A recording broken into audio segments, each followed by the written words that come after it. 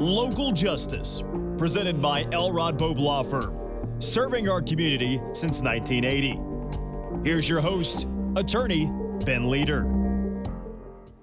Welcome to Local Justice, where we dive into the issues and get to know the people most impacting justice in our community, York County and beyond.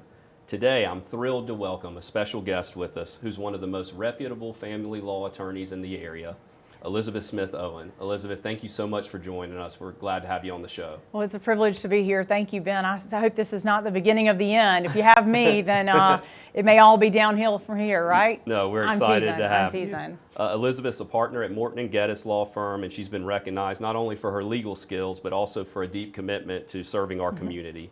We're happy to have her on the show and look forward to let the viewers get to know you a little bit. Well, thank you again. Let's start out by just telling us a little bit about your background. Where'd you grow up and kind of what led you to have an interest in the law? So I'm from York and grew up there, and feel like I spent my whole life trying to get out of York. And then somewhere around law school, I realized I couldn't think of any other place that I'd rather be and practice law and, grow a family. And so I've been in York County ever since.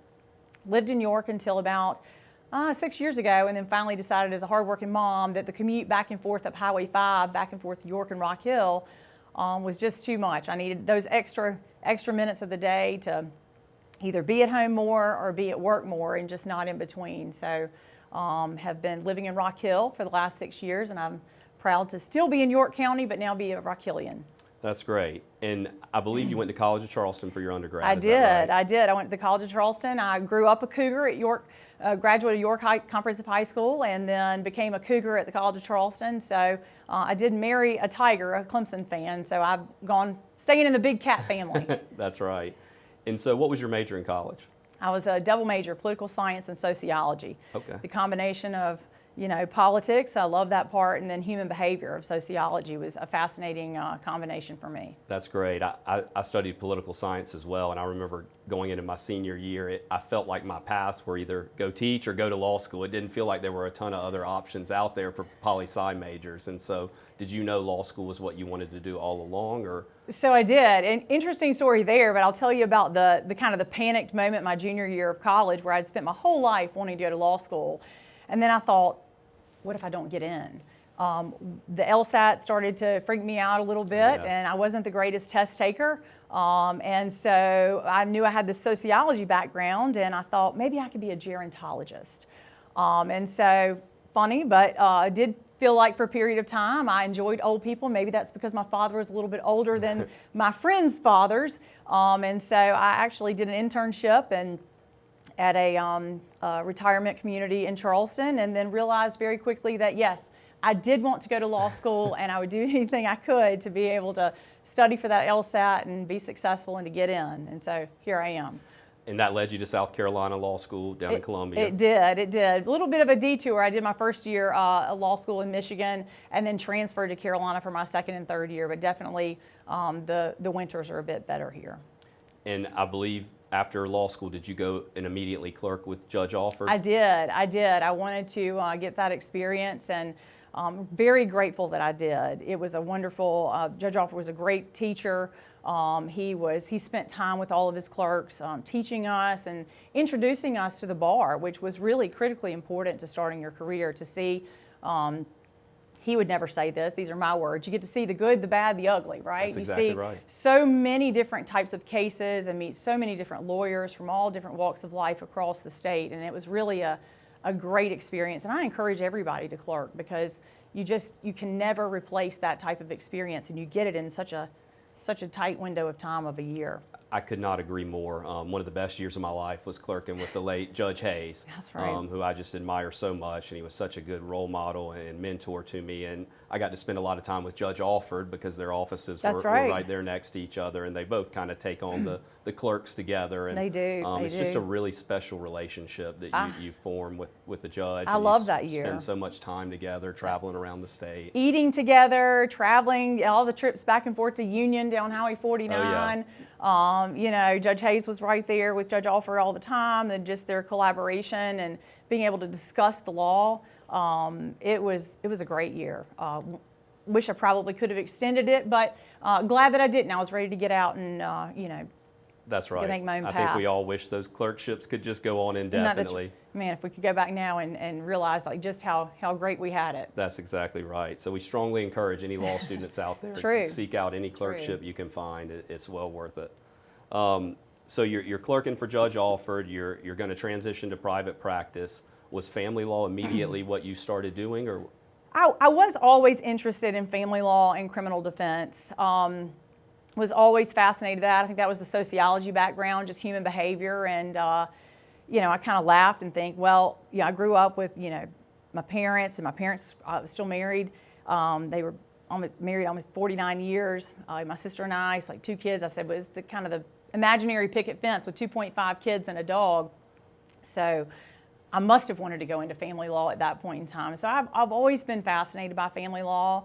It did kind of take over my practice probably about 10 years in, trying to navigate criminal defense and the docketing system at the solicitor's office. Sure. and General Sessions, and then the docketing system in family court in York County in particular.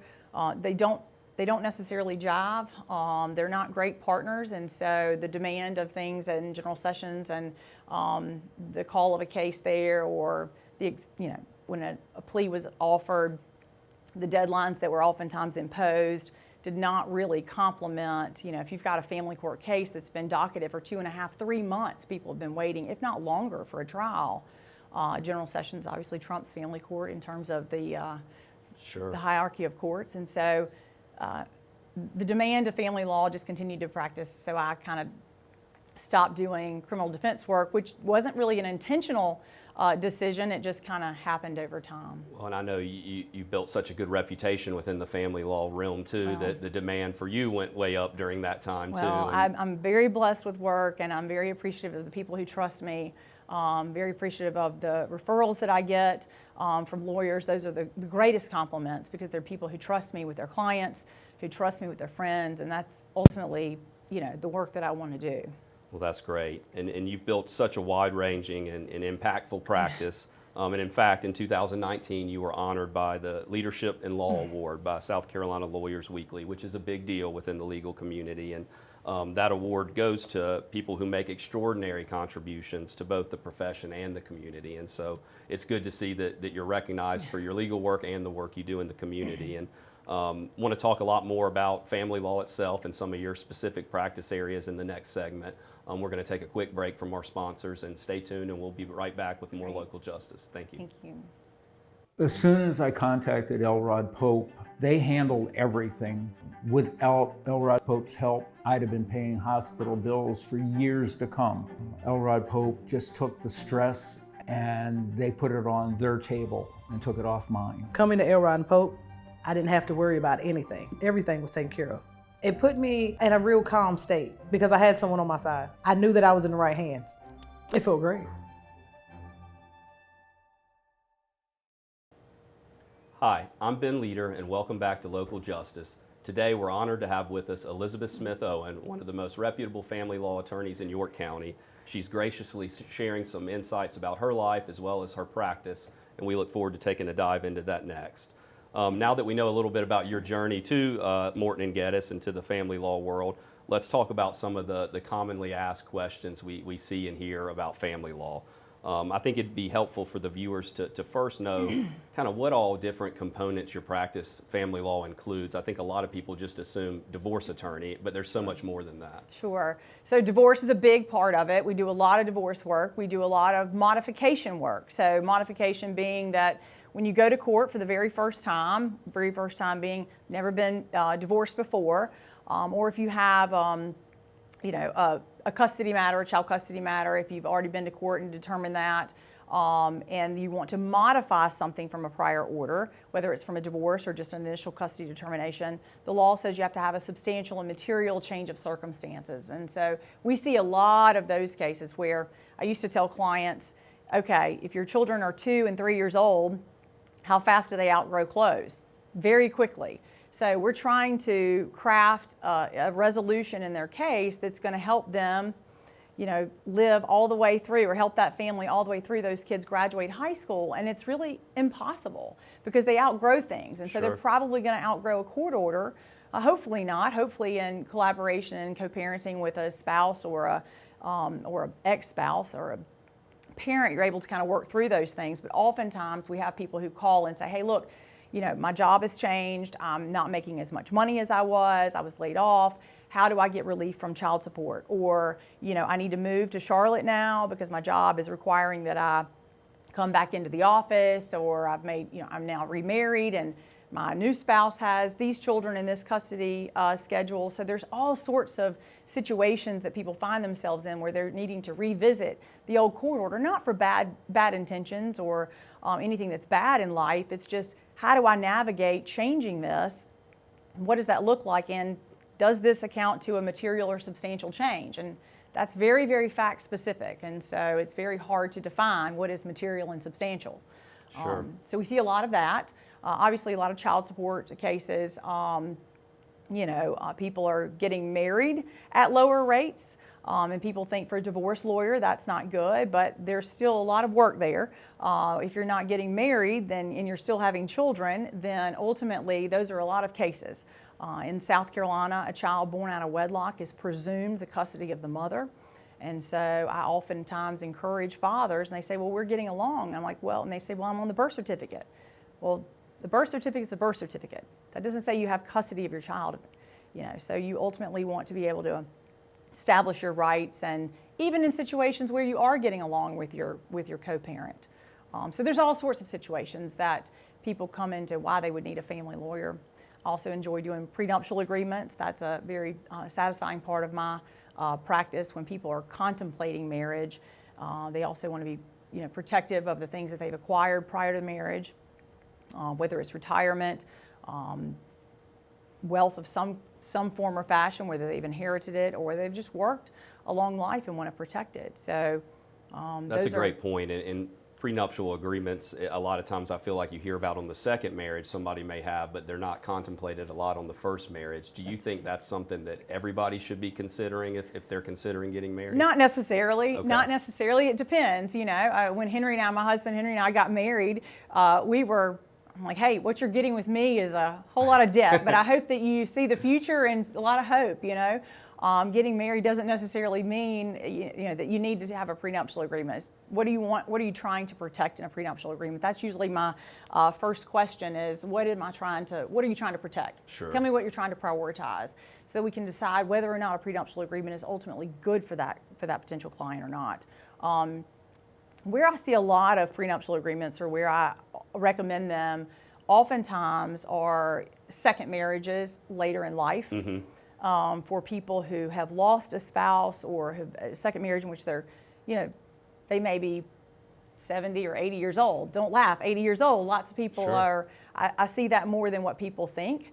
As baby boomers are aging, we have a lot of potential clients who want to come in and see what does it look like. They equally want to protect them. They want to protect their fiance, spouse, their wealth, and they want to protect theirs as well, so that everything is outlined, determined, so there's no expectation of sharing moving forward. It's sort of like yours, mine, but we can still create ours. Sure. Those and are those fun. people older in life probably have a lot more they need to protect That's right. at that point. That's and right. So That's it right. really boils down to what you want to protect. I oftentimes find it's a good opportunity to then talk to them about things that I don't necessarily advise them on, but hey, do you have long-term care insurance? And they say, no. Do I need that? Well, we don't have to, but it's good to have that disclosure to your spouse.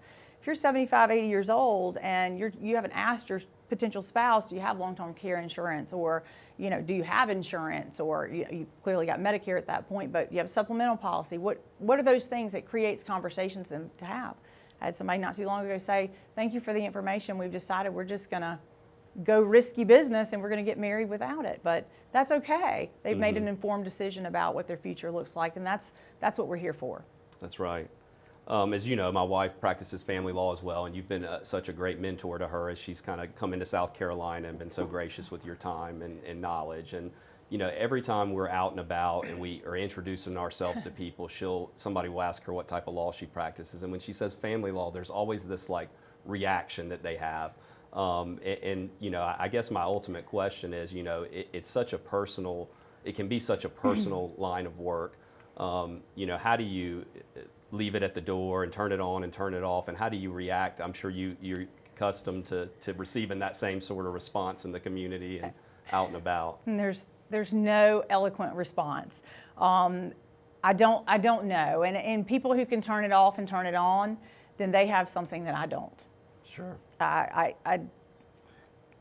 really just don't know how you turn human emotion on and off. That's right. I really don't. I tell people, you hire me, you get me.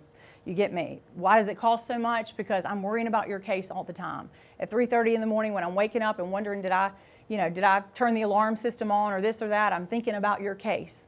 You get me all the time. So for better or worse, even when I'm not talking to you about your case or I'm emailing you about your case, I'm thinking about what my next step is in your case. So for those family lawyers who are able to do that, and there are some, and they're very successful at it. I mean, I don't, no qualms about the work that they do and their ability to turn it on and off, but it's not in my DNA to turn it on and off. Well, it can be a heavy toll, I know. And, then they ask me what I do, and I tell them I'm a personal injury attorney, and they, they want no part of either one of us. They hope they never need us. But, I have seen how much purpose and joy can come from helping people get through family law situations as well. And I think there's few things more important than children, and that's often what is at the heart of what you're dealing with. And you just have to remember, I mean, and you see it too in your line of work, Ben, and I know Lauren does too, is that you're getting people in their darkest hour.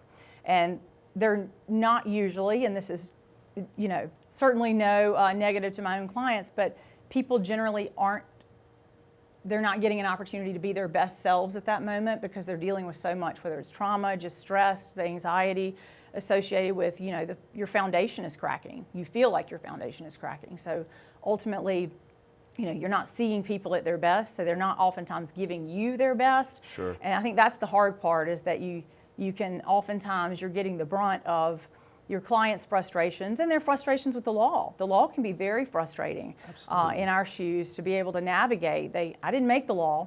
I'm helping you navigate what those folks in Columbia make for us. And so that's right. They have hard questions, and we don't have easy answers for them, but ultimately it is what it is. We do the best we can, and I'm grateful that my clients trust me. Absolutely. Well, thank you again for sharing that insight. That's great information, and you've clearly made a name for yourself in the community and in the courtroom here. And next, I want to talk a little bit more about your leadership and some of the service efforts you've been involved in. Stay tuned, and we'll be right back with more local justice shortly. Thank you.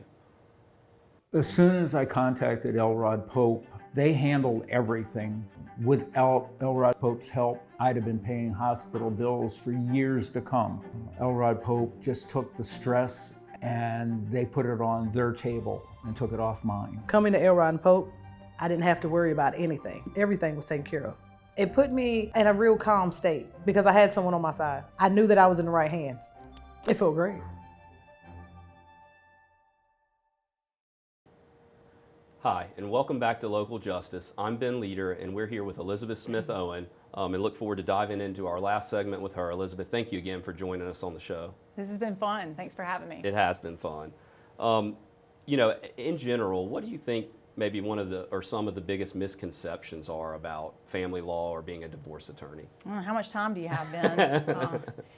So I think probably one of the more common ones is that, so two common things. Remind me to come back to the second one in just a minute. But I think family court is a court of equity. And there's this overwhelming theme of fairness. Well, I always tell my potential clients when you come sit in my office that the fair comes once a year, and that's to Columbia. Family court isn't fair. It's never going to feel fair.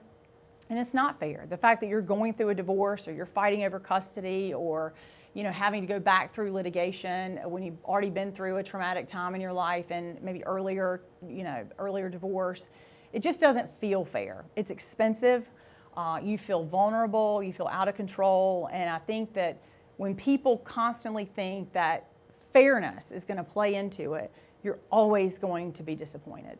Whether you're allowing a decision to be up to one of our family court judges, or if you're, coming into my office to get legal advice, if you can take away the standard in your mind of fairness and set that aside, you'll also be better served by feeling that way. That's great.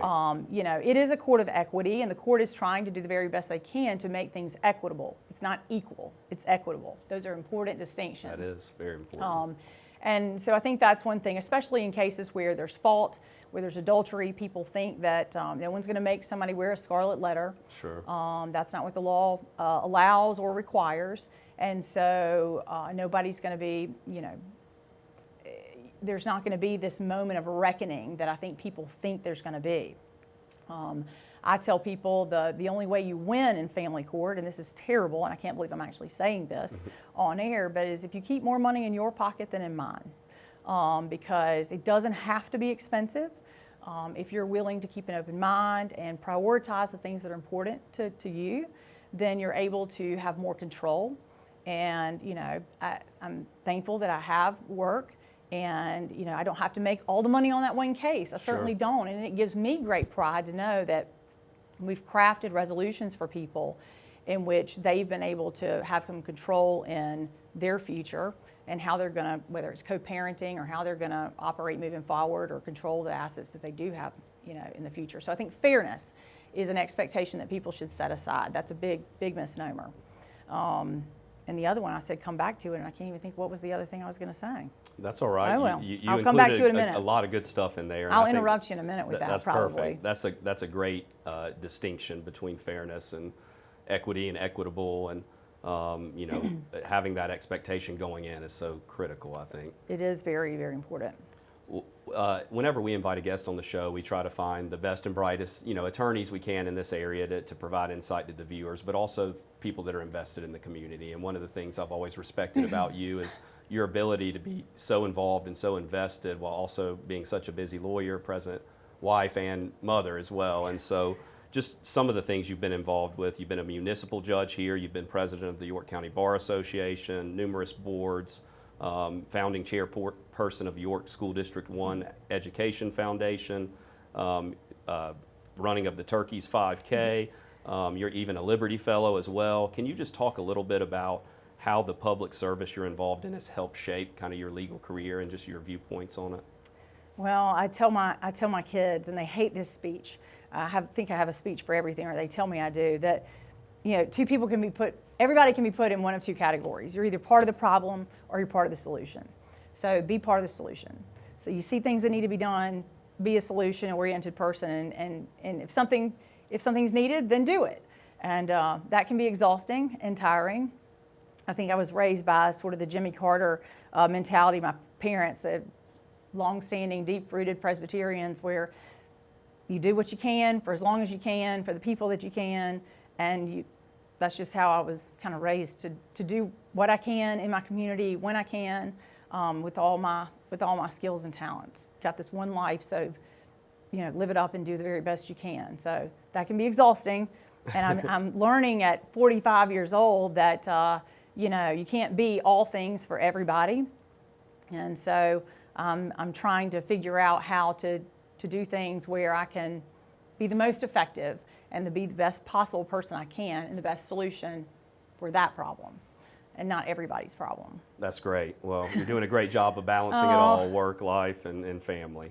I think balance is an underrated or an overrated concept. Balance makes you feel like you're in some sort of production. Balance is not a really realistic, achievable goal. I mean, I think that's for working parents like us with kids who are active. The best advice I would give somebody is to set aside the idea of balance. Just push that over the side. Forget about balance and think about doing the things that are important to you and prioritize what you can when you can. You know, family's important to me. My work and my career is very important. And most days you feel kind of half of the person you need to be for all the people that you need to be. That's exactly but, right. Balance is I've always struggled with that for a very long time. I've been doing this now for, I just told you how old I was on TV, so now I've been doing this for close to 20 years. But at this point, you just think about setting aside the idea of balance. That's somebody else's goal. It's not mine. That's great. And finally, to kind of wrap things up, you know, what would be the best piece of advice you would have for young students who are interested in becoming lawyers, specifically to young females? What advice would you offer them based on your journey and everything you've done to build your career up to this point. Well, that could be a whole series, Ben. That could be an entire show and a whole series. Practicing law is hard. You know that. You're married to a lawyer, the son of a lawyer. Practicing law is hard, and it's not easy for people who are going to law school. If you want a job that you can make a lot of money and do a lot less work, find a different profession, because the law is certainly not for you. If you're not willing to put in the work and to do the work and be solution-oriented, then go find something else to do. You know, for female lawyers out there or aspiring female lawyers, you know, not to say getting married is important, but if that's important to you, make sure you find a partner, a true partner, somebody who's supportive and willing to do the work with you. Set aside traditional gender roles. That's crap to me. I need a partner who's willing to get their hands dirty and do all the things, because I can't be all the things. I have a great partner and spouse I'm very grateful for. I know that you and your spouse are both work very hard, both have great careers and wonderful family, and it's hard. It takes two to make a household run, and I would not be successful unless I had a spouse that was willing to, you know, be supportive and in doing all the things. So don't congratulate him when I tell you he does laundry. You're darn right he does laundry. I would expect it, and he would expect nothing less. So it's hard. It's hard. Set aside the goal of balance, because you're never really going to achieve that. So that's a really tough one. I could do a whole series. That's great information. It's spot on. It takes so much sacrifice on both sides. It's real. I don't have anything inspiring or to say about it. That it's just day in and day out. Even 20 years in, at 45 years old, it's still hard, and I hadn't figured it out. My kids are a little bit older than yours. They're 14 and 16 now, and I've got more female opinions at my house than anybody would care to hear. But I'm trying to let them see that we're doing the hard stuff. We're doing the work. Community service is important. Practicing law is important to me. The Constitution has never been more important in life. That's right. And, you know. Well, the practice of law and family law in general can be so challenging, and some days can be so hard, but it can also be so rewarding, and it's such a necessary component of our society and keeping it working. And we greatly appreciate the insight you've provided today. I think you gave our viewers a lot of great information and helped kind of expose them to some of the ins and outs of family law. And just want to thank you for your insight into family law, your dedication to the community here, and your service efforts. And we're truly grateful for your time and willingness to join us today. Thank you. Thank you for the opportunity, Ben. I appreciate the questions, and hope that you can see that the responses are candid, they're real. And ultimately, I'm grateful for being a part of this community and having the opportunity to continue to practice law and to help friends and to help my neighbors. And look forward to time in the future. That sounds great.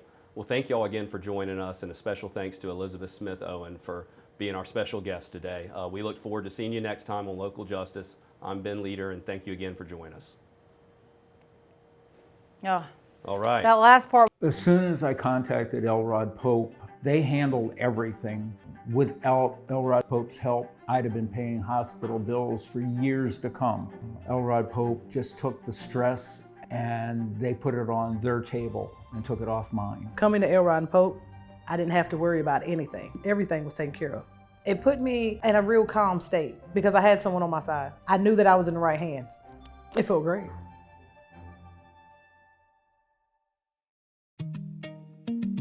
Kidney disease is becoming more and more prevalent, especially with diabetes and hypertension. My training with kidney disease helps me to talk to patients and guide them through the steps that they can take, the changes that they can make into their lifestyles. And we have a dedicated team of providers, including dietitians and pharmacists that we work with to educate patients towards achieving that.